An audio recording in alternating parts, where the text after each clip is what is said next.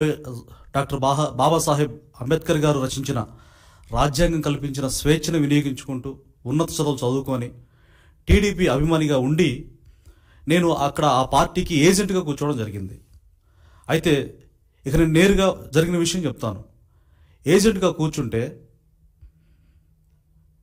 పిన్నెల్లి వెంకటరామరెడ్డి గారు, ఎమ్మెల్యే రామకృష్ణారెడ్డి తమ్ముడు, డైరెక్ట్గా పోలింగ్ బూత్లో నేను కూర్చున్నాను. 114 పోలింగ్ బూత్లోకి వచ్చి, ఎరా మాదిగనా కొడక, నీకు మాకు వ్యతిరేకంగా నువ్వు పోలింగ్ బూత్లో ఏజెంట్గా కూర్చునేంత ధైర్యమరా నీకు, ఎన్ని గుండెలరా నీకు, నియోజకవర్గం మేమంటే గడగడ వణికిపోతుంది, ఎంత ధైర్యం రా నీకు అని చెప్పి నానా దుర్భాషలాడాడు.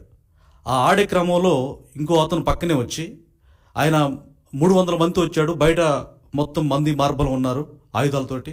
అలాగే అతనెమ్మటి లోపల బూత్లోకి 6 వ్యక్తులు వచ్చారు.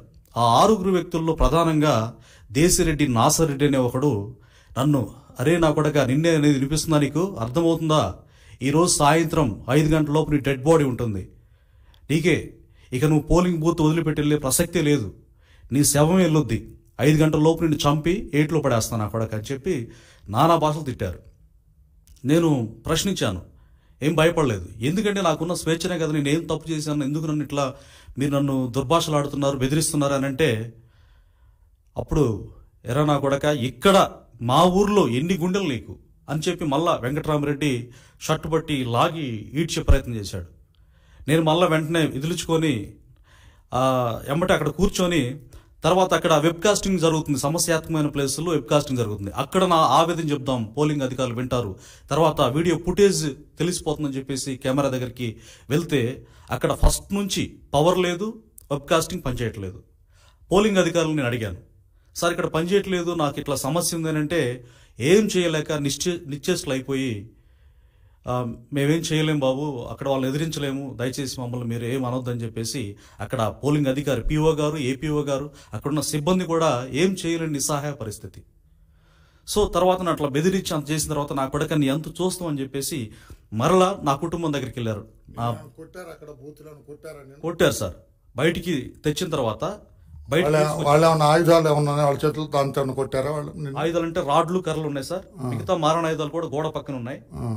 ఫిజికల్ గా ఎలిమినేట్ చేస్తామని చెప్పేసి వాళ్ళు ఫస్ట్ లోనే కొట్టారా? కొట్టారు. మరి దెబ్బలు తగలా? దెబ్బలు భయంకరంగా కమిలిపోయినాయి సార్ అన్ని కూడా. నేను తర్వాత రాడ్డుతో కొడితే కమిలిపోయినాయి. అవును సార్, కాళ్ళకి, చేతులకి, వెన్నీపు మీద చంపాలనే కొట్టారు. నేను చంపాలని సార్. తర్వాత తీవ్రంగా కొట్టిన తర్వాత సరే రే మళ్ళీ వస్తామని సంగతి తేలుస్తామని చెప్పేసి మరలా నా ఇంటికి వెళ్ళారండి. నా భార్య పిల్లలు ఉన్నారు అక్కడ. నా భార్య పిల్లల దగ్గర డైరెక్ట్గా పిన్నెల్లి వెంకటరామరెడ్డి డైరెక్ట్గా వెళ్ళిపోయి, రే ఎవడరా నోముల మాణిక్యరావు గారి భార్య పిల్లలు అని అంటే అక్కడ ఉన్న వాళ్ళకి వీళ్ళే అని చెప్పారు. చెప్పినప్పుడు నా భార్య భయంతో, అయ్యా ఏంటయ్యా అని దగ్గరికి వెళ్తే నా పిల్లలు కూడా, ఏమ్మా ఎవరు ఇంతే అన్నాడంట. ఏమ్మా ఎవరిని పిల్లలు అని గట్టిగా అడిగితే, అయ్యా నా పిల్లలు ఏం చేశారు, ఏం జరిగిందయ్యా అని చెప్పేసి అడుగుతా ఉంటే, మా పెద్ద బాబుని, ఎరా నా కొడక, మీ నాన్నకి మాకు వ్యతిరేకంగా ఏజెంట్గా కూర్చునేంత ధైర్యం ఎక్కడి నుంచి వచ్చిందిరా, ఎన్ని గుండెలరా నీకు అని చెప్పేసి తిట్టాడంట. మాట్లాడుతుంటే మా బాబుకి ఫోన్ వచ్చింది. ఫోన్ వస్తే వాళ్ళ ఫ్రెండ్ ఫోన్ చేశాడంట, నా పెద్ద కొడుకు చందు. ఆ ఫోన్ తీస్తూ ఉంటే ఒక్కసారికి ఏం మాట్లాడకుండా ఆవేశంతో ఊగిపోతూ ఇక్కడ కడుపు కింద, పొత్తి కడుపులో గట్టిగా తన్నాడండి నా కొడుకుని. తన్నినప్పుడు విడవలాడుతూ కుప్పకూలిపోయాడు అక్కడే. పిన్నెల్లి వెంకటరామరెడ్డి సార్.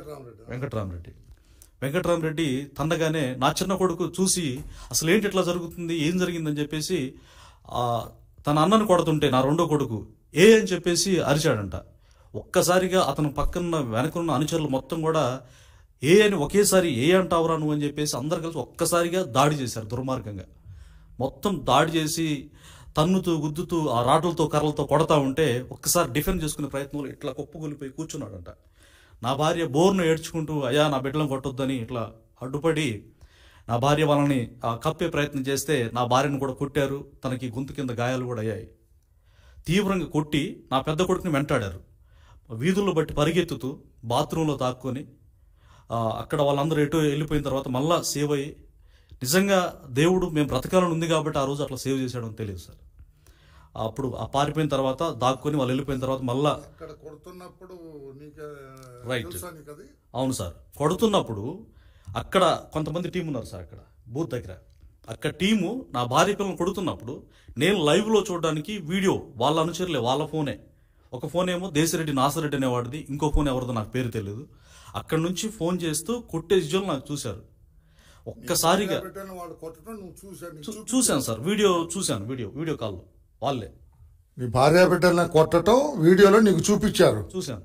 ఎంత దారుణమయ్యా. చూసినప్పుడు ఇంకా అసలు నాకు అంత జరిగిన నేను చావుకు తెగించి నేను కూర్చున్నాను సార్. ఎందుకంటే స్వేచ్ఛ కావాలి అక్కడ. ఆ అరాచకం పోవాలని, ఒక మంచి జరగాలని కూర్చుంటే నా భార్య పిల్లలను చూసిన తర్వాత ప్రాణాలకు తెగించి కూర్చున్నా పాపం. అవును సార్.